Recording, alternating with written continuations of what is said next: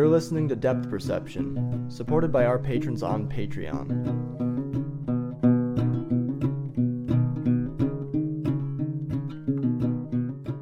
Anyway, we're not talking about my ceiling today. We're talking about David Graeber's... Not exclusively.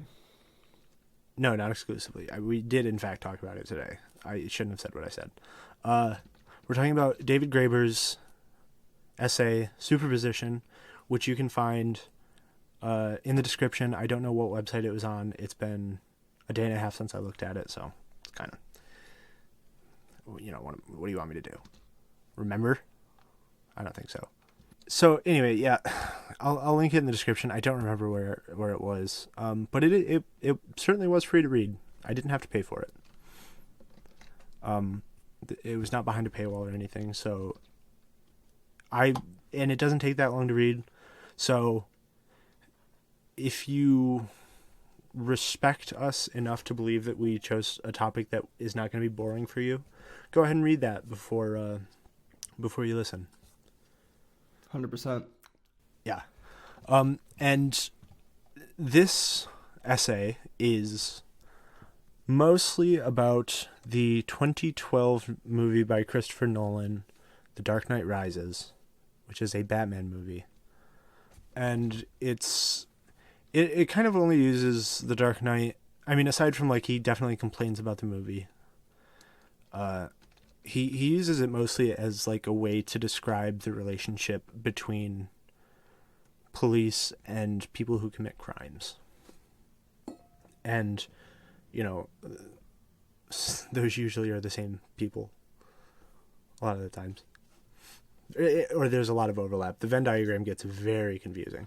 So, what are superheroes to David Graeber?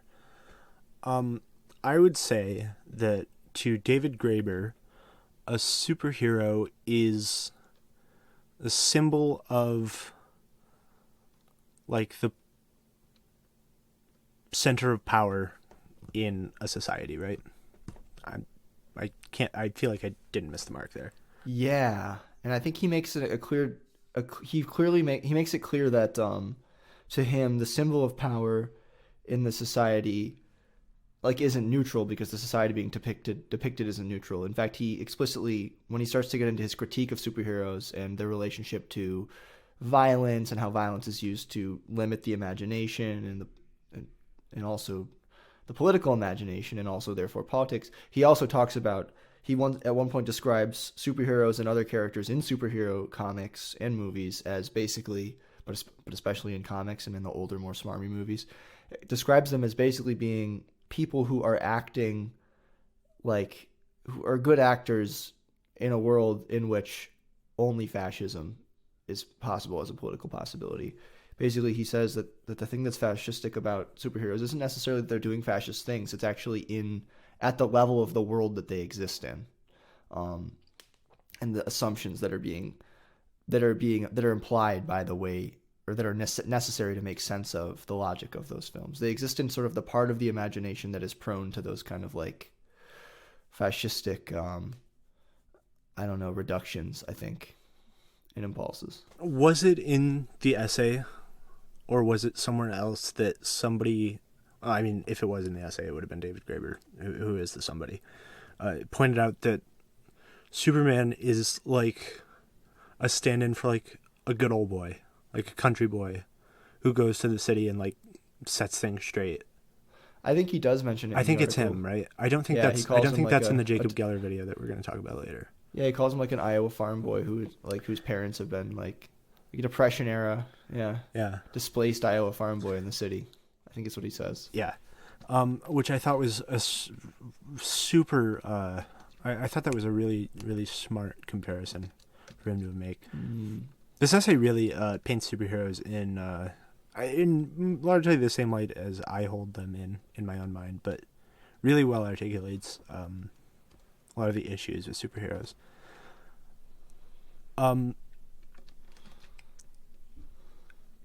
So with that said, what is it about The Dark Knight Rises that lets him down? I would suggest that mostly it's the fact that it paints the rebellion against power, against the police and Wall Street, because they literally have a fight in front of the stock exchange, and Batman as obviously being bad because it's done by the villain of the film, who is Bane, a.k.a. Tom Hardy, a.k.a. Swamp Thing. Yes, and he compares that to a real world attitude of assuming that a real world attitude that is reflected in the film, which is basically that, and here's where I think the propaganda comes in too, the conservative propaganda that he says is in all of the Nolan films, but basically that reflection of the real world is of an attitude in which any attempt at really trying to change the program of society, like create new traditions, new ways of constituting things, is ultimately a violent force, because as soon as you unleash the creative imagination, political or otherwise, you're basically opening the door to violence. The thing that is missed, of course, is that the violence is in the real world done by the keepers of the status quo, or when it's not, it's to overcome the possibility of future violence being done by those same people, those same upholders of authority. So yeah, but in the film they go further by actually characterizing, by making what is basically a stand-in for the Wall Street protests an appendage of a plot to literally nuke everybody. Yeah, I mentioned in the notes, which you can find at patreon.com/depthperceptionpodcast, that I've only seen clips of the Nolan movies. I've only seen like bits and pieces of the one with the Joker, which I think is it depends on which one this is. I guess it would just be The Dark Knight, maybe. Batman Begins, maybe. I don't know. I think it's the Dark. It's the Dark Knight. It's definitely the second one. Yeah. Yeah. Dark Knight. Yeah. So I've only seen clips of that and this, but definitely in all of that, the villains, insofar as Batman is concerned anyway, are like anarchists, I guess, or like one is, as we said, one is like a fascist kind of a nihilist, and then Bane is an anarchist. Right. He says that they're anarchists though in a specific sense, and because I think he actually could have been clearer about this the way he said it. He does clarify his point, but he could easily be misquoted as saying that like these characters actually are some kind of anarchists. What of course he really is saying is that they're like a distortion of what a conservative wealthy person probably thinks an anarchist is, or wants an anarchist, needs an anarchist to be in the popular imagination, for an anarchist not to be threatening, which is somebody who wants the antithesis of good to unfold by any means necessary, essentially. Yeah. Speaking of which, I think sometime you ought to get around to watching the 4 seasons of Korra. I think that would make for a really good podcast or two. It's funny you say that, because Hosmic and I just started watching Korra with our friends, our fairly new friends. Oh yeah? Yeah, like I just watched the first 2 or 3 episodes the other night, and I'd never seen them before. It was good. Yeah. I think specifically you should keep your eye on the villains of that show, especially in season 3. Word. Yeah. I think we should get an episode in or 2 maybe about the Legend of Korra.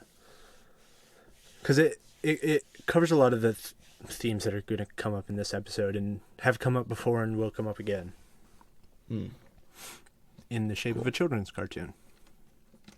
Awesome. So anyway, I've only seen bits and pieces of these movies, but it definitely, obviously, clearly, the point of these movies is that these popular movements that happen are bad. It is clear to me, given cultural context and just portrayal, representation in the films, that the idea that the people could rise up against a system happens because they are tricked by an evil person into like doing evil themselves. That's so clearly that is how it goes. I think that Graeber was right in pointing out that this is a completely incoherent. This is one of the things that makes it so incoherent as a film. The final one in particular. It's the only one I've seen is the last one, the Bane one. And I think it's even incoherent for the kind of people that need anarchists to be scary. Just to go back to that for a second, because but I mean it's not out of place. But the idea that like it's sort of similar to the idea of like Antifa Incorporated, right? Like people putting in their Twitter bios like, chief event engagement at Antifa Inc. or whatever. Shit like that. Like, like the idea that like anti-fascists or anarchists need to have a leader, like an evil leader, is a helpful idea when you're trying to make people afraid of anarchists while also shielding people from finding out what anarchists are. I was thinking, okay, so in the context of having read this article, I was thinking about what is my problem with the insurrection that happened on January 6th. I was like, where does that become a problem for me? And of course, it didn't take me that long to come up with an answer. Mm-hmm. The whole point of that event and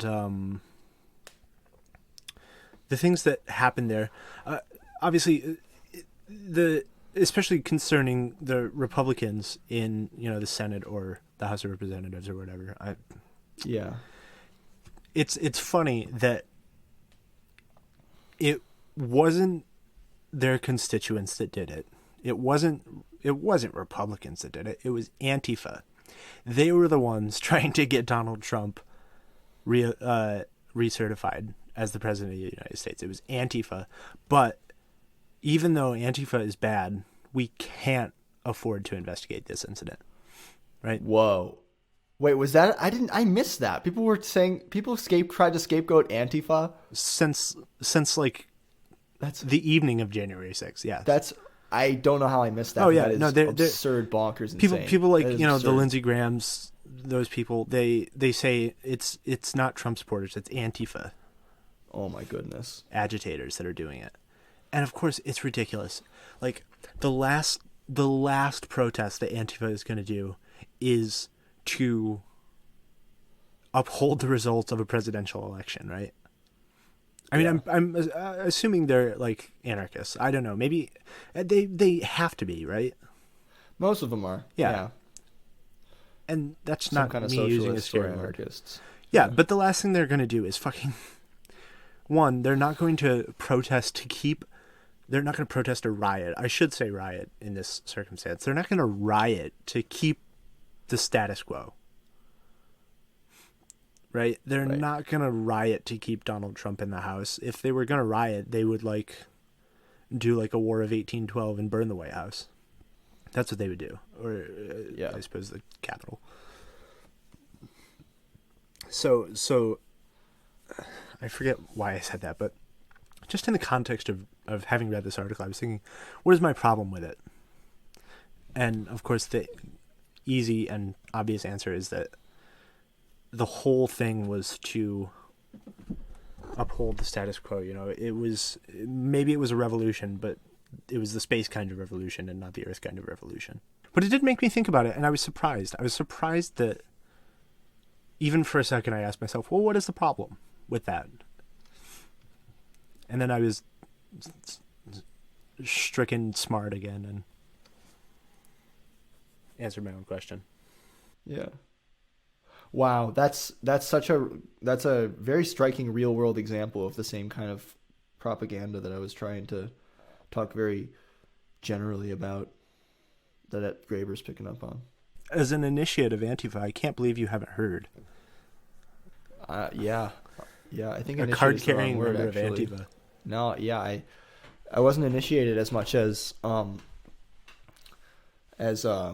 was actually bribed into joining.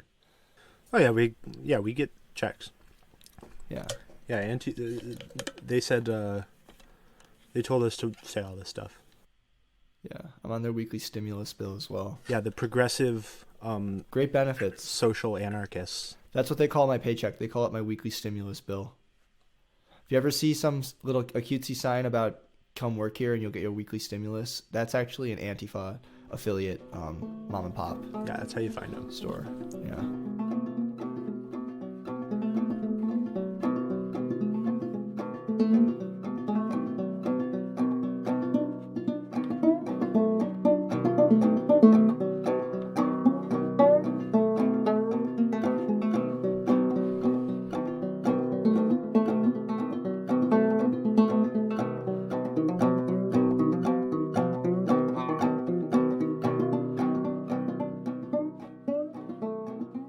So Graeber says that Nolan claims the depiction of crowd was not at all touched by Occupy.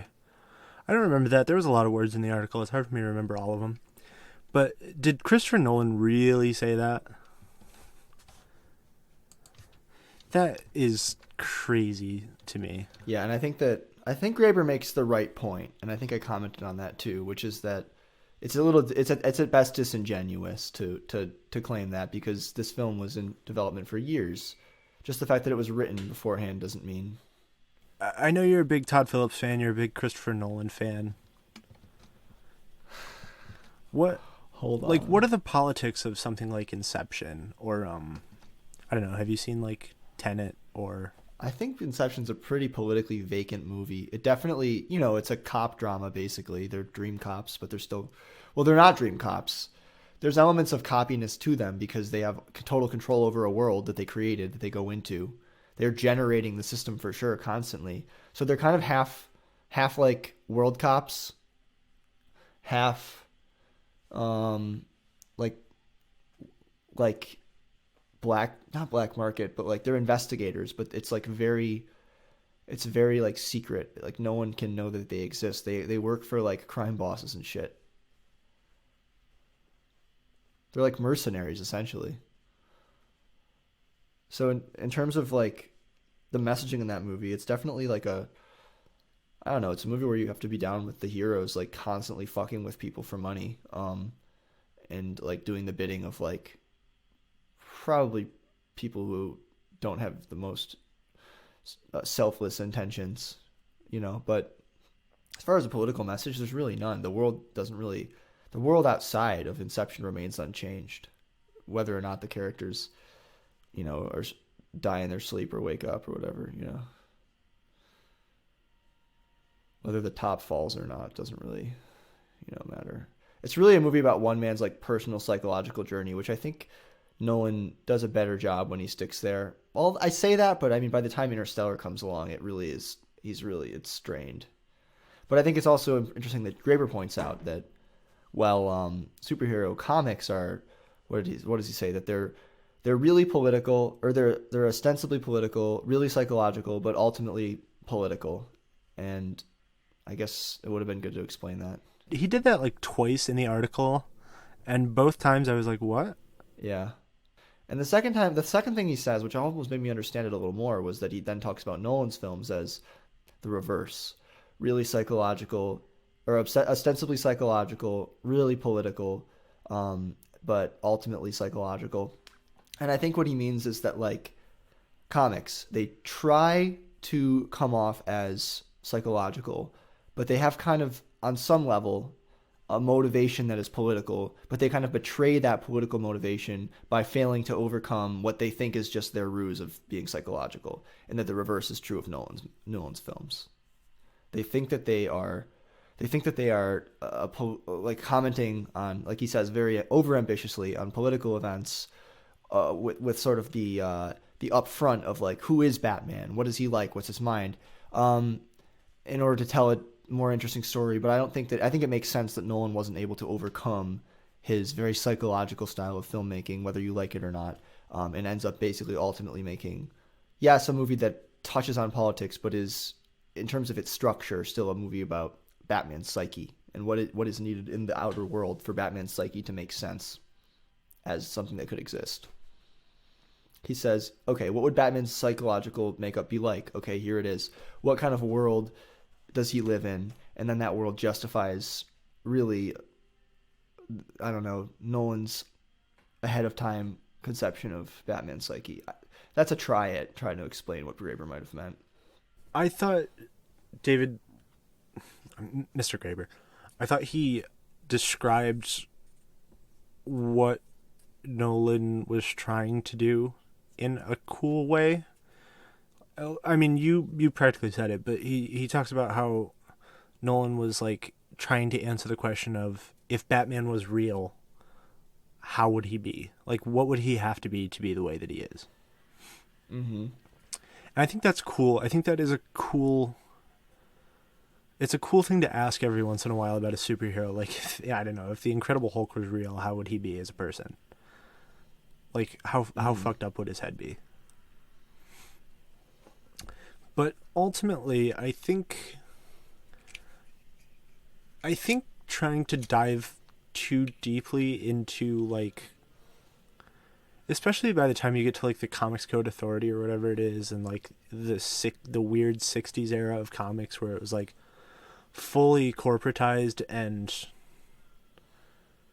you know, made really into propaganda. Mm-hmm. I mean, that's how we get friggin' Adam West, you know? That's how that happens. I think before then they could they and certainly some comics still did that. I mean, like, you have Watchmen, right? Which, like, I've only ever seen the movie. I haven't seen the TV show. I hear that I ought to. And also The Boys.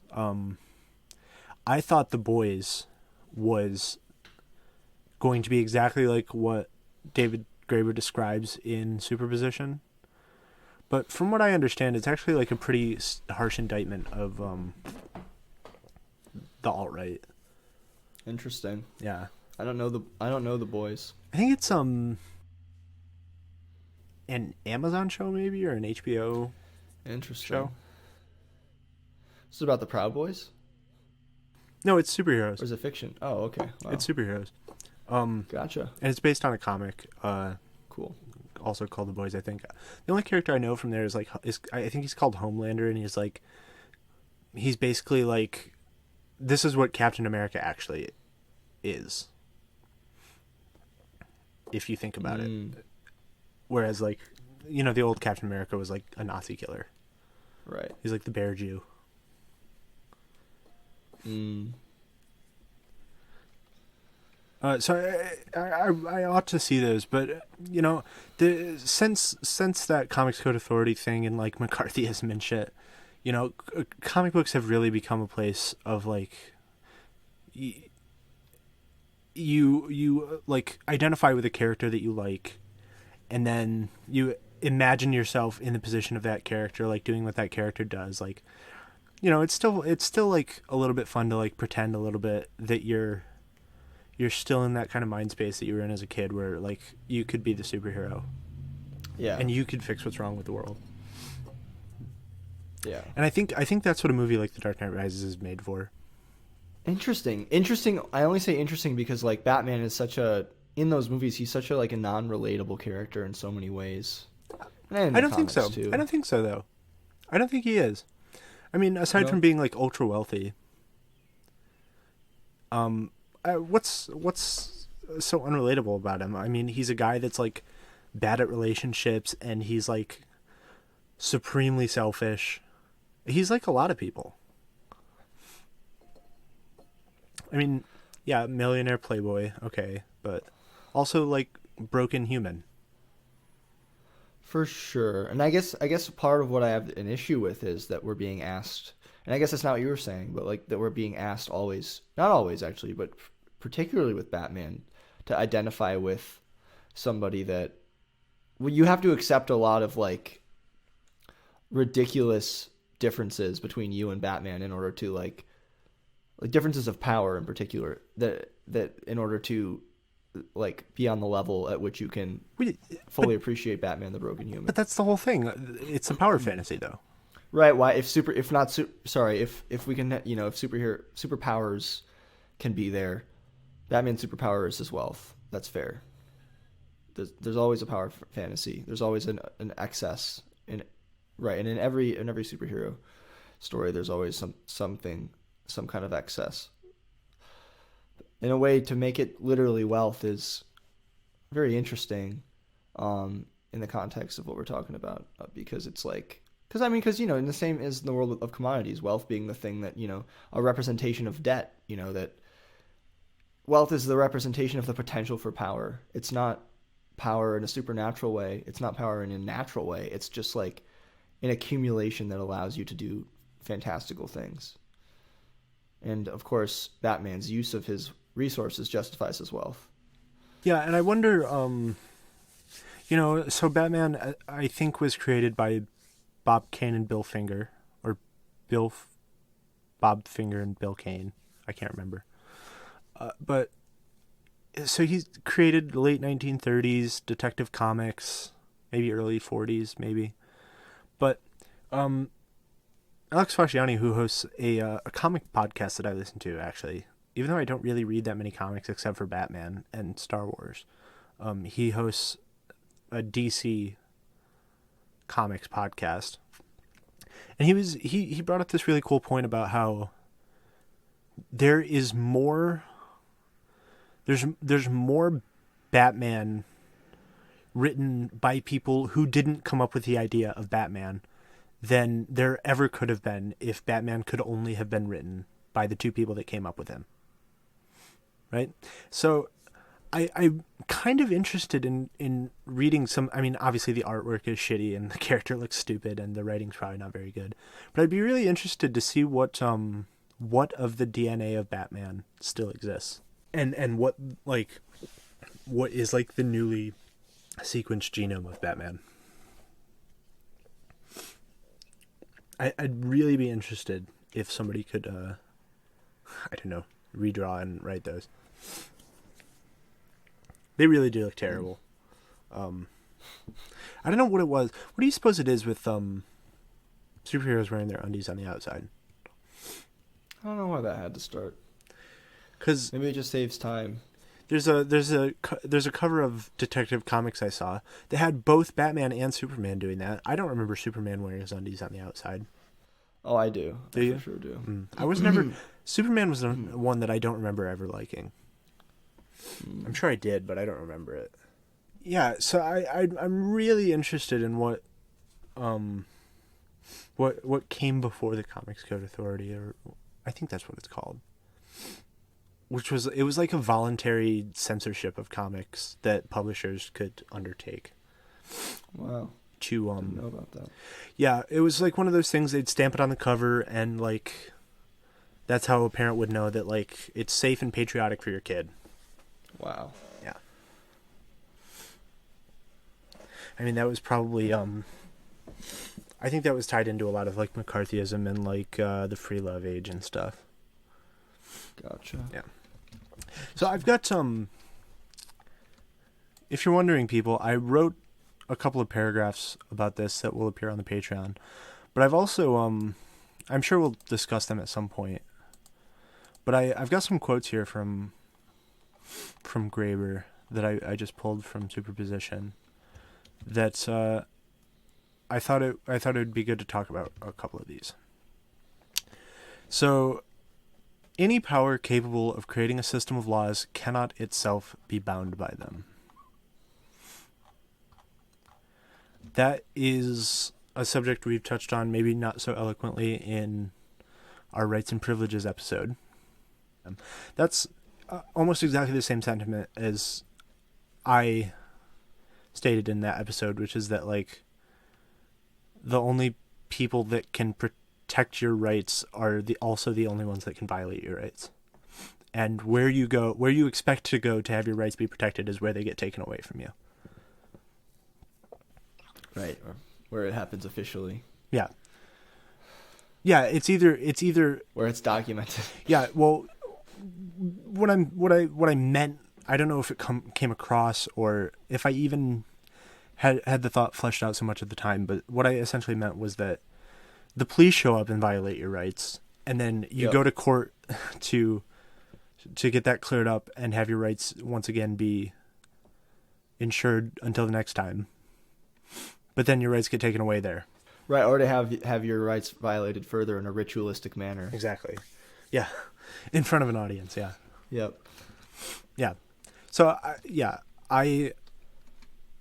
I mostly just like that because we were thinking on the same wavelength, and I like when that happens for me because it feels good. I don't know. It feels good it feels good to be validated by a famous person. I don't know.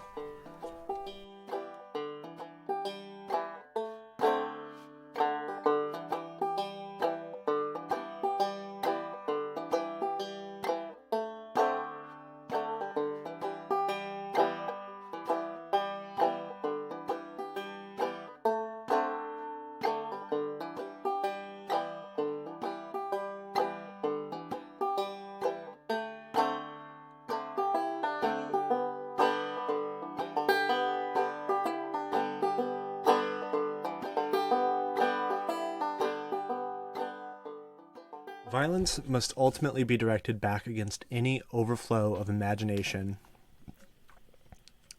Wow, I just made a typo in speaking. Any overflow imagination and rebellion, lest everything go askew. So, the idea here is that criminality is creative, I suppose, because you are... Or maybe creativity is criminalized. And that the superhero, who is a stand-in for the police, have the responsibility to use violence to make that creativity stop. To make that little rebellion stop. Whatever. Yeah. I mostly agree with that. I can't think of any superhero story I've ever heard where that is not true. I can't really think of any police encounter I've ever heard of where that's not true. You called Graeber's point, or you characterize it this way, that he points out the kind of Ouroboros of creativity and rebellion that comes with comic books. And I think that's a good way to put it. The cyclical plot structure, and like what you just said, the idea that there's a creative villain, and he says you have to identify with the creative villain unconsciously at the beginning as sort of the id of social change, and then see that overflow of creativity put in check by the superhero, who, by the way, his only creative expressions, their only creative expressions, but usually his, are in their style, where they live, etc. Maybe their gadgets if they're Batman. Yeah. We'll get more into my rating later, but last and final of the quotes that I have, at least separate from that, I don't know whether I quoted anything in there. Yes, the system is corrupt, but it's all we have, and anyway, figures of authority can be trusted if they have first been chastened and endured terrible suffering. This is very interesting, very relevant to the way that the U.S. government identifies with the military, especially the conservatives identify with the military and their purpose, and use that as a shield of criticism in various ways, sometimes more direct than others. But very rarely do actual veterans do this, although, of course, if they're veterans who are in the government, you might find them doing it in a perfectly everyday manner. Yeah, you're reminding me, speaking of conservatives, and we were talking about the insurrection earlier. Just recently, 21 conservatives it must be the House of Representatives, because there was 480 votes or something. So there was an almost unanimous vote to grant the Congressional Medal of Honor, or whatever it is, to the Capitol Police who were at the Capitol on the day of the insurrection. And only 21 people voted against it, and they were all Republicans, which I thought was hilarious. Because then, what's going to happen is a couple days from now, they're going to say back the blue or something. That is hilarious. It's so funny. Some dog whistly shit. The only function a vote seems to ever have in terms of public discourse is as a dog whistle like that. Yeah. I mean, it was the people you would expect it to be too. It was Matt Gaetz, Lauren Boebert, I think. And I'm Green. sure these are the same people that are saying it was Antifa as well. It seems necessary for them to say that. Yeah, the real loonies. And okay,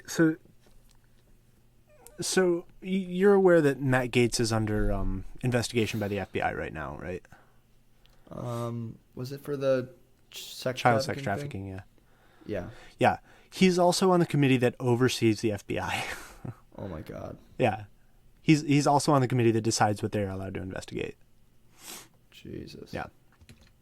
That's just more like real life supervillaining. Right. And I mean, and that's the thing that I want to also continue to harp on, is that I didn't want to make it to leave it off what I said a little bit ago about where I was just reflecting on what you said, and I was saying,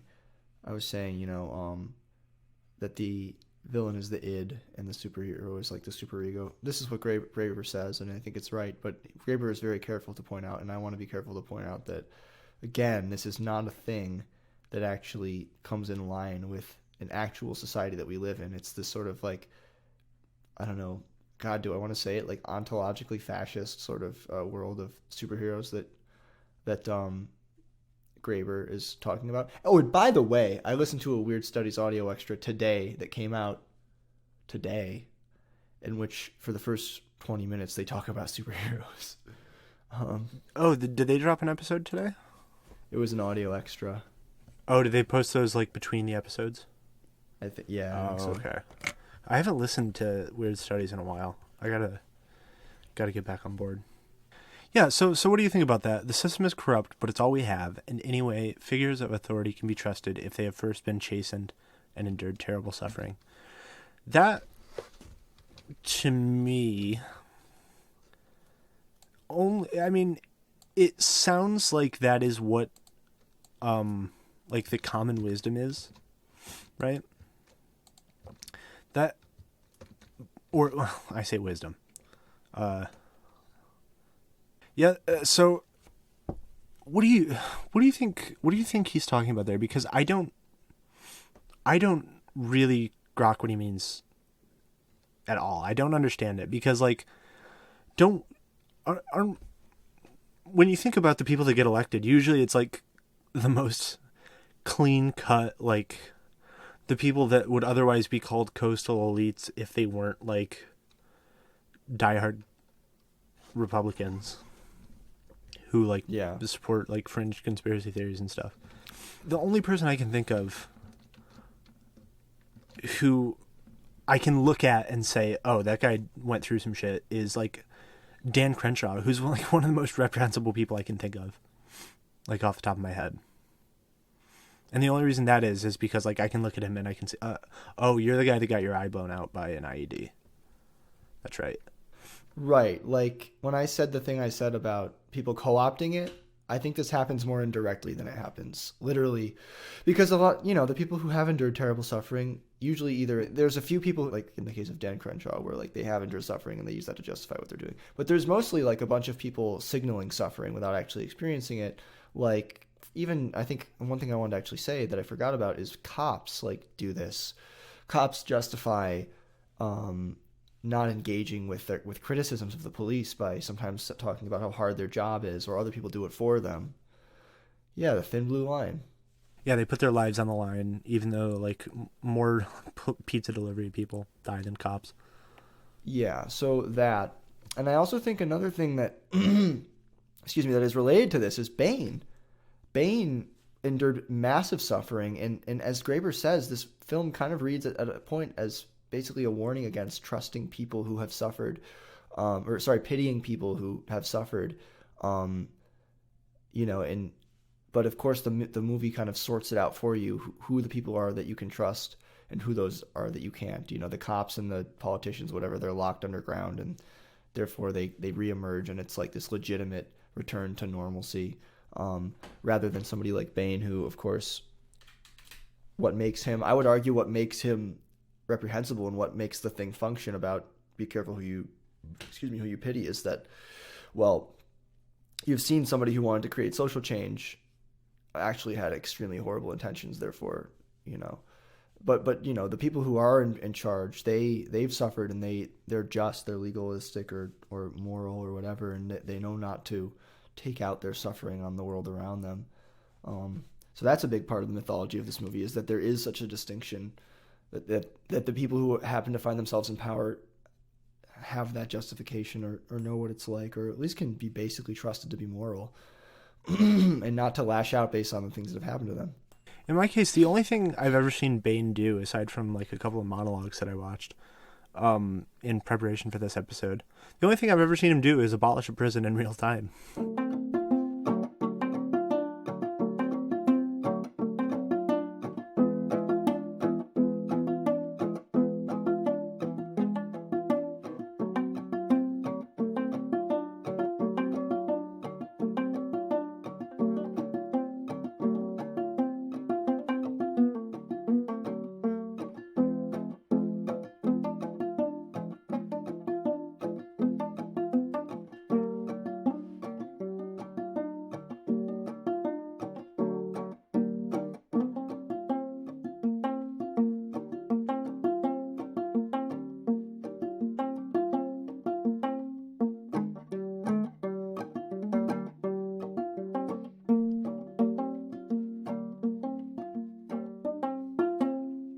As Walter Benjamin noted, we cannot help but admire the great criminal because, as so many movie posters put it, he makes his own law. After all, any criminal organization does inevitably begin developing its own, often quite elaborate, set of internal laws. They have to, as a way of controlling what would otherwise be completely random violence.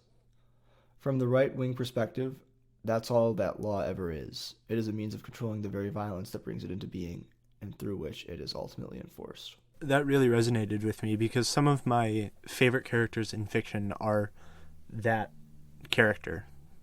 Whether, how does he describe it? The great criminal, or like the gentleman thief, Robin Hood. Like any anti-hero in a Western, like half of what Clint Eastwood ever did.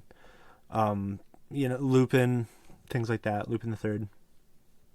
Characters like that. They're always some of my favorites. I love their stories. I mean, another classic one, Han Solo, Lando. Mm-hmm.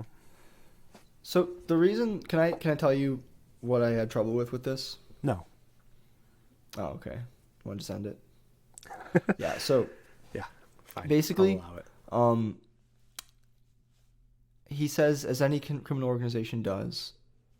He says any criminal organization develops internal laws, and the purpose of these laws is to control what would otherwise be completely random violence. So the thing about this that was confusing to me is he talks about a system of laws that is enforced by violence. But it sounds like he's actually saying a system of, or an organization of violence that is controlled by laws in this scenario. And I'm having trouble understanding how these two things are fully compatible. Well, it's like how Robin Hood punishes his merry men when they if they rob from the poor instead of robbing from the rich, right? Right, like there's one person or one part of the organization that still holds power over all the rest, and I think that you could say that in that case the production of laws can originally be seen as, or can be seen as, kind of crystallizing around the crime organization itself, and then gradually extending outside of the organization of power to take hold of all of the rest of society. And maybe that's really his point, and which is kind of a remarkably efficient way to talk about something like the revolution, the American Revolution. There was a subset of people who had motivations and ideas and were able to find and wield power. And I mean, it's the feeling that you get when you feel like you start to realize the ways in which the United States government at the top level is run and organized in a lot of ways like the military is. At least, military is an extremely efficient, very hierarchical bureaucracy. And when you have a lot of people who are from that world in the government, it kind of seems extremely natural that essentially the system that we live in is just a big crystal of laws around a couple of internal rules that tell the people who have the most power, who to defer to and how to use that power. Yeah, I mean, I definitely took what he was saying literally. I didn't really have to think that much about it to decide what it means to me. I pretty much figured he was just talking about something like the Omerta or something like that. The police. What do you think about this? The police get off almost universally on things that are much worse, at least according to my moral compass, than anything the people they brutalized would have done. I I wrote myself a little double entendre there. I didn't mean get off in that they are allowed to do it. I literally meant like they are coomers for doing violence. But it does actually totally work out that they also are allowed to do violence and crime against people. Yeah, for sure. It works both ways for sure. Yeah. So did you hear about either of the news stories that I mentioned? The one about the guy who was told to mask up in a convenience store or something, a general store or whatever, and then decided that for that he had to murder the clerk and shoot a couple other people. I found both of those things out from your notes. Did you read any further about them? No. Okay. Yeah. So basically, people do violence who are not in positions of power, but also like the fact that they can do violence means that they do wield power, right? Which is it's important that people can do violence, right? It's an important part of like the social dynamics that we all have had to learn to abide by. You get whether you hear about like the social order being upheld in like a Catholic school because like a nun walks around with a yardstick, or you don't fuck with the police because they're allowed to kill you, or you kind of if you've ever had a drug dealer, like to a certain degree you know that there are like things that you don't do around them. But then of course there are people who are in like state sanctioned positions of power who do violence, such as the gang of police that I mentioned who arrested 5 black men. From what I remember of that story, they accosted that group of men because they saw them vaping a different day. It wasn't at like that same time. Like I think one of the officers saw some people he recognized from another time when they were doing vaping, which is crazy. I didn't realize you could be arrested for vaping. First of all, I had no idea about that. And they I watched the video of the 17-year-old. You can hear it pretty clearly that one officer tells him to take off his bag at the same time as another officer tells him not to move a muscle. And he's got to pick one. He's going to get tased for either thing he does, so he's got to pick one. Wow, this is a great example of the way that this is so close to the thing we were just talking about of like the system generating the rules, right? And you're basically overlaying the system on this person twice, like a demand from the position of power twice. Yeah, it's something they do all the time. It's like I was going to cite the case of Philando Castile, who did exactly what he was supposed to do. He told the cop that he had a weapon on him, and then the cop ordered him to get his ID and like his concealed carry card or whatever. And when he reached like for his wallet, like he was told to do and like he said he was going to do, that's when he got shot. Oh my god. That's what they do. They get you with the okie doke. And what are you supposed to do? So here I pretty much reiterate. Next, I pretty much reiterate what Graeber said by. What did you call? What is the word? Constituent power. Any a system that can only be enforced through violence can't be considered legitimate because it constantly, and even like there's like that original sin of violence that happens to create the system in the first place. It just constantly delegitimizes itself again and again.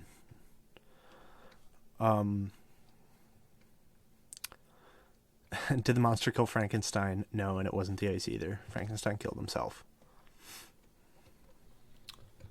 Actually, don't know what happened in Frankenstein. He fell through some ice while he was chasing the monster.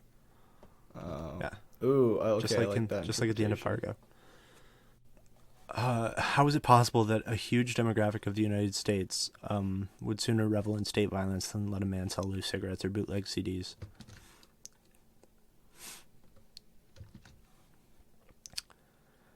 Yeah. And if you want the rest, that'll be $3, please, every month. Closing thoughts. What do you think? Is your mind changed about superheroes? My mind has changed about. My mind is. Well, I've read it twice now, and my mind is definitely more firmly towards what Graeber was saying than it was even the first time. Meaning, it just refreshed these ideas. It strengthened the connections that he helped me make. And I love that you brought in the Capitol coup because I would have loved to know what Graeber had to say on that. I forget he's dead. Yeah, he died almost a year ago. My last thing I want to say is this really did make me think about crime syndicates and police organizations and governments as not so much just, like powerful anarchic forces that then happen to be extremely selfish and take over.